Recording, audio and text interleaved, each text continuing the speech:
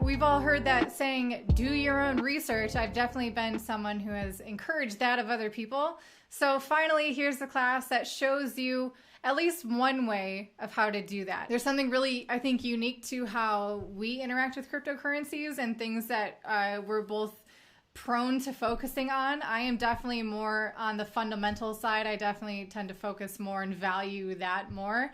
Whereas Toby is very talented at understanding the technical side of cryptocurrencies, the numbers, what they could mean, and what he sees when he looks at those.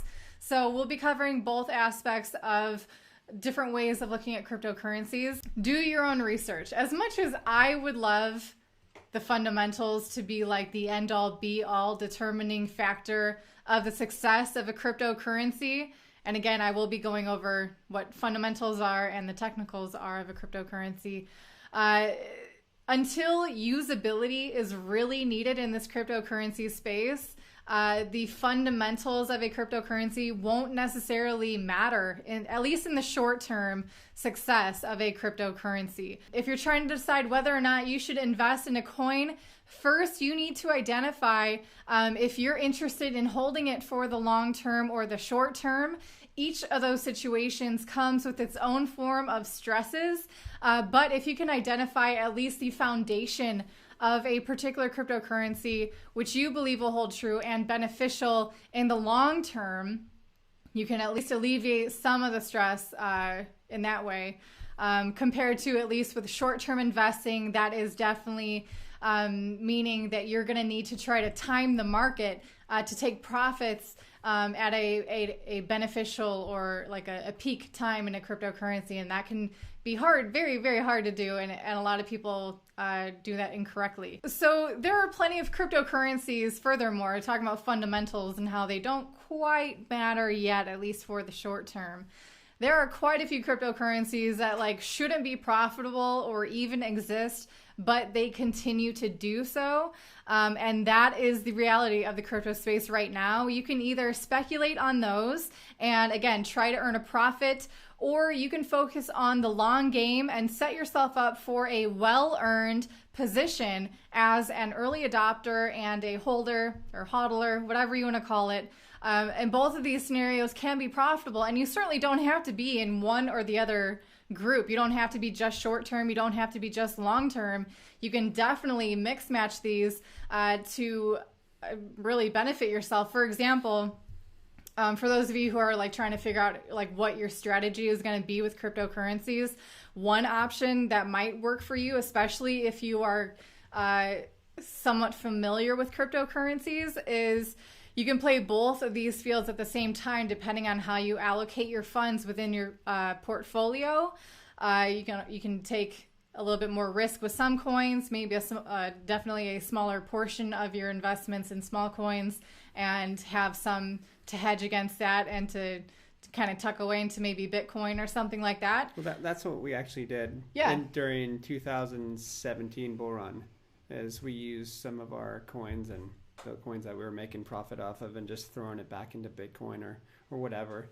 And then if we happen to score on a little coin, like a pretty much we call it penny stocks, penny coins, then we'd throw it into other speculative investments, like small cap coins, small market cap coins. Yeah, but when they popped, I was out 90%. I'd leave 10% in there just in case something happened. Yeah, because if your initial investment was pretty low to begin with, and you can take such a profit from that, might as well keep like whatever fraction of that initial investment left over just to see what else could happen long term. I'm going to cover the differences between the fundamentals of a cryptocurrency and like the technicals of it in a bit. But here is a very general understanding between the two and how they each can affect your investment decision. For example, in my opinion, the technical aspects of a cryptocurrency are usually what lure in the short-term investors, and the fundamentals of a coin are what will indicate its chance for long-term survival. So that's kind of where you can see how each of them can play a part as a whole for the lifetime of a cryptocurrency. Now, certainly it's smart to pay attention to both of these aspects of a cryptocurrency because they will both shape your expectations for that particular coin. It's not too extreme to say that most all cryptocurrencies will fall short in a lot of the categories that I am going to go over today. Again, thanks to that poll, we got quite a few votes. I thought that was amazing. It was something like 100 votes and about 25 votes for Cardano. So that was the vast majority. So I will be using Cardano as my example. I will get into that in a second, but I want to keep going on with this, kind of getting you in the mindset of what it is to research a coin.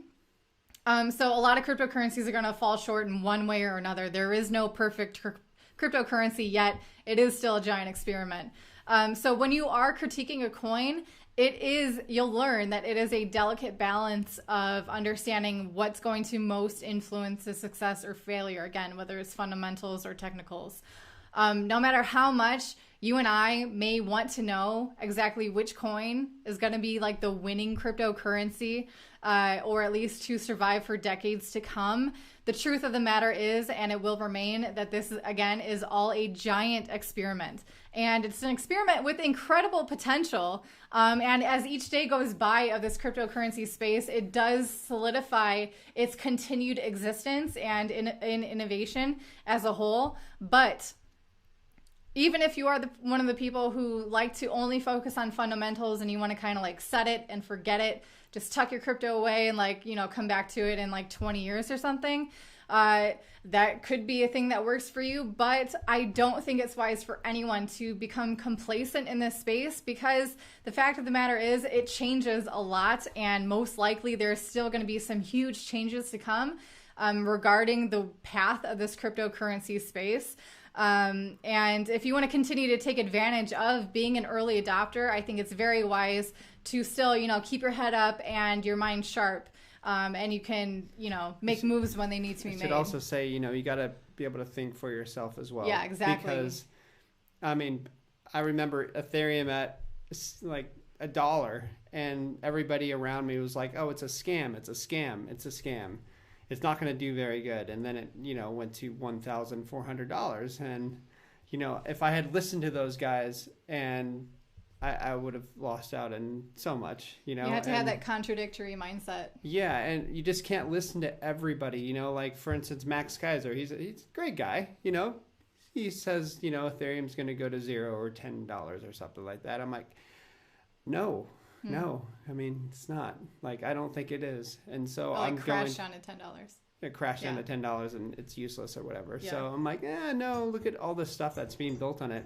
So you really have to make up your own mind of like what's, happening in the space. Yeah. And because when it comes to, it's your money, no one is going to care about it more than you. And if you're only making certain moves based on what other people are saying, not necessarily what you have, the effort you've put in to also understand that coin, you're probably going to make a lot of emotional moves, or, just you're going to be also always suffering at the hands of someone else, and you don't know their motivations for what they're saying. We're going to get into that as well.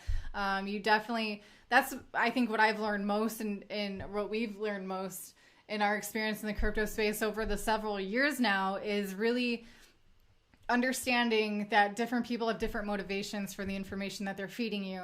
And it's really nice to be able to kind of read between the lines and understand what they're not telling you. Yep. That can be so much more informative than whatever marketing scheme they have going on. That's been really tough over the years, especially when I first got in at 2013. I'm like, there's like I don't know where to go. Yeah. I had this this Mad Bitcoins guy. He was like one of the first Bitcoiners or popular YouTubers out there. It's probably gone now, but I think he's still around. Is he? Okay. Yeah. Yeah. So I was like listening to him, like, okay, what's going on here? I have no idea about this space, and it was really tough to like sift through that, invest at the same time, and try to keep an open mind to what's actually happening. So, but now it's like much easier going through several years of this.